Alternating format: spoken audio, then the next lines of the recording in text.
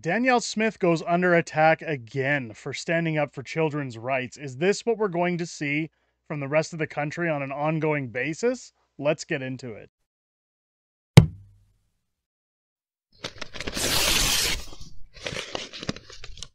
Oh, yeah! What's going on, ladies and gentlemen? Welcome back to the Fringe. I have a question for you, and a very reasonable question, I think. Who the hell are Tegan and Sarah? I have no idea who these people are, but apparently they're a musical group out of Calgary, one that I've certainly never heard of. I didn't know they held any relevancy when it came to the music business. But recently, a group or two individuals by the name of Tegan and Sarah were present at the Juno Awards last week, and of course, they made statements about Danielle Smith's policies once again. Danielle Smith's policies are often widely discussed topic here on this channel, simply because, well, this is the only province in Canada that has stood up against puberty blockers and gender-altering surgeries for children under the age of 18.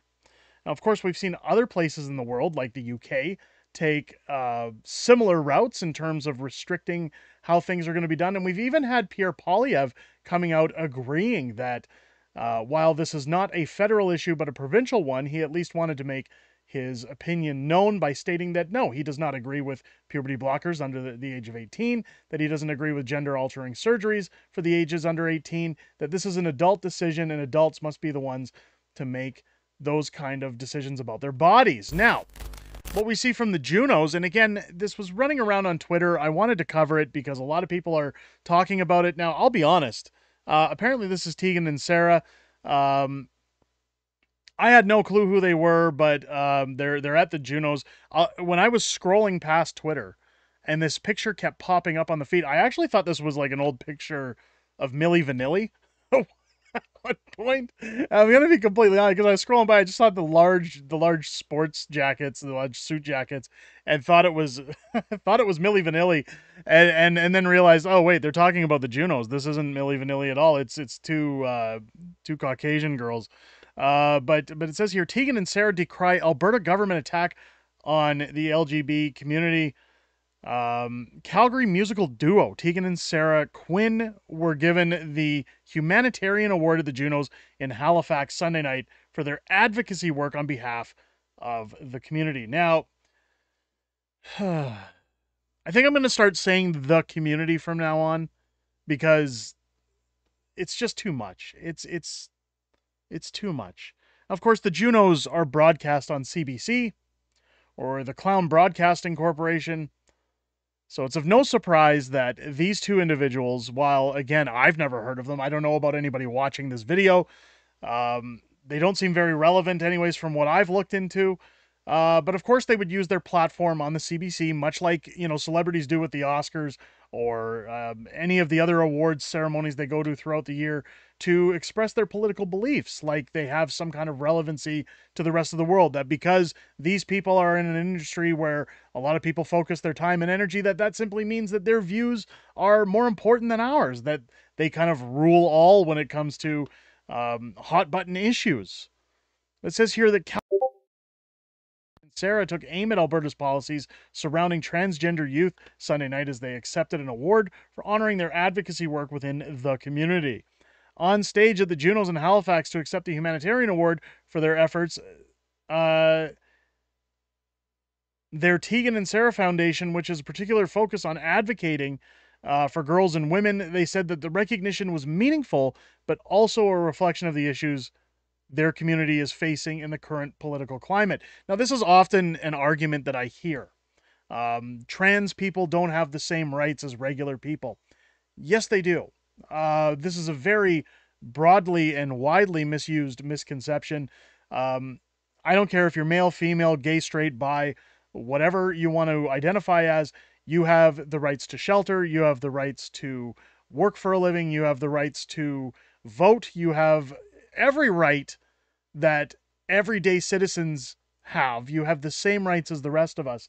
Just because you have a sexual preference or a desire to emulate another gender does not give you the right to have special rules. We've seen this when Danielle Smith has said there's going to be separate sports categories for transgender women who simply are men that want to take the easy route out and compete against women because they can't they can't make a mark with other men, which is fair.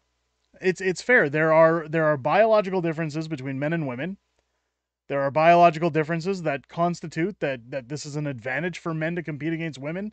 Um, and of course there should be a separate league, and she's not ruling out that there won't be a transgender league, just that you're no longer going to be a transgender woman competing with biological women.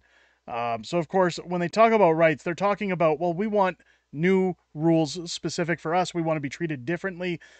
And the biggest problem I have, again, I know I'm going on a bit of a rant here, ladies and gentlemen, but the biggest problem that I have with it is, if we're to treat you differently, well, then doesn't that mean that we're constantly judging you, that we're constantly looking at your situation and putting you under a microscope?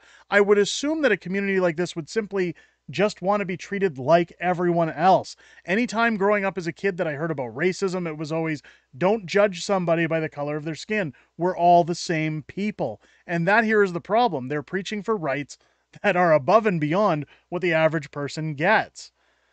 If the world were not so hostile to our people, we would see ourselves purely as musicians. Well, you are musicians, it's just nobody's heard of you.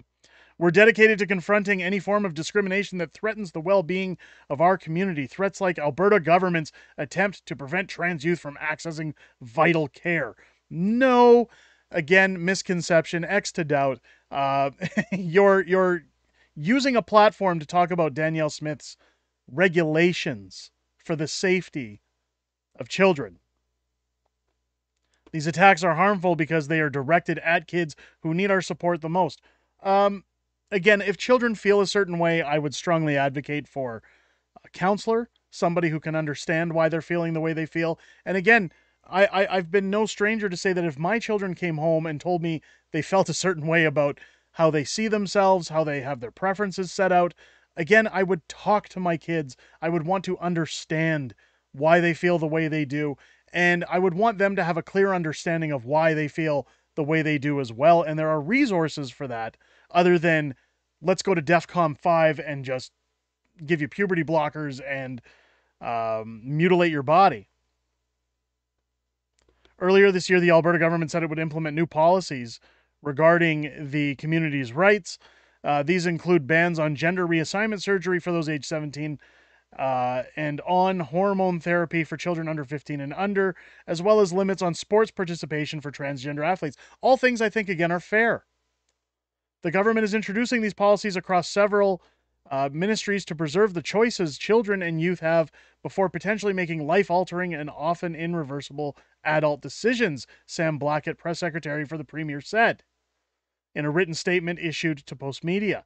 Blackett also said that the province was reaffirming its support for the community by providing healthcare access and supports for trans adults, meaning that people were going to, I heard Danielle Smith talking about people going to Quebec, that there were certain doctors performing these, that they want Alberta to have the resources it needs to provide up-to-date, proper care, proper surgeries if people are to undergo these procedures.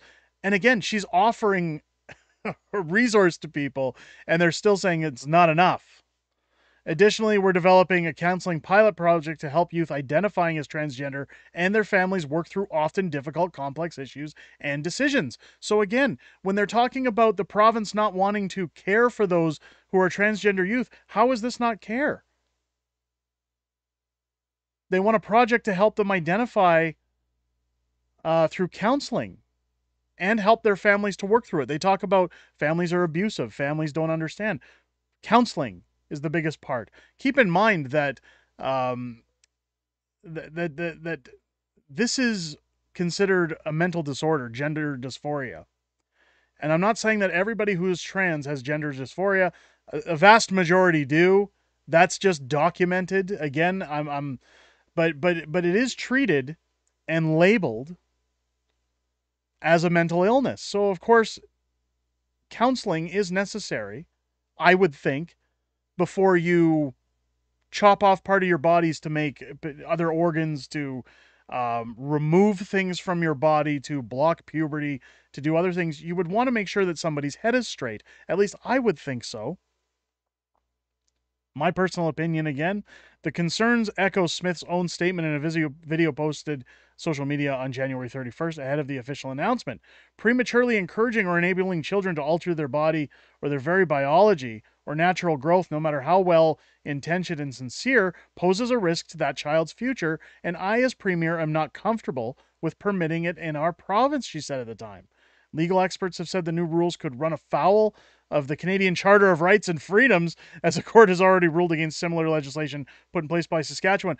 Well, it's funny they bring up the Charter of Rights and Freedoms because that's the one thing that the government of Canada doesn't want to recognize anytime they're doing something wrong. But of course, when someone like Danielle Smith moves out ahead and says, hey, we want to protect youth, we want to protect to make sure that children aren't doing things to their bodies they shouldn't be. Of course, the government is going to say, oh, the charter, when people go to protest against, lockdown measures, or people want to talk about plastics bans or unrealistic clown world policies. Well, of course, the government doesn't want to recognize the Charter of Rights at those times. So again, around and round we go. Where we stop, well, at this point, folks, nobody knows. But let me know what you guys think down below in the comments. While you're here, I hope this video has earned your subscription.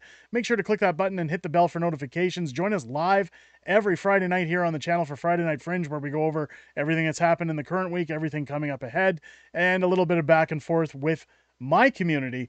I look forward to seeing you all there and hope you guys enjoyed this video. I'll catch you on the next one.